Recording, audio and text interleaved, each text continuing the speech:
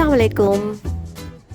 आओ बच्चों, आज हम आपके सामने एक विशाल समृद्ध देश की महत्वपूर्ण कथा सुनाने जा रहे हैं।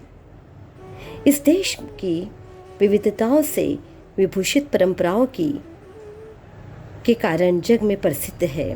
प्यारे बच्चों, इस देश की सबसे महत्वपूर्ण कला, सांस्कृतिक, ऐतिहासिक पर्यटन स्थल, नदियाँ, पर्वत, कृषि उत्पन्नता, मानवता, नैतिकता इत्यादि बहुत प्रसिद्ध है।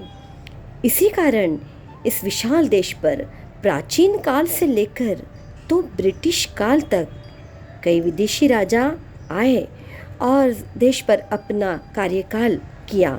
मगर बच्चों, इस देश की अखंडता, एकता को देखकर वो ज़्यादा समय तक हमारे इस देश में टिक नहीं पाए और उन्हें हम इस देश को छोड़ के जाना पड़ा।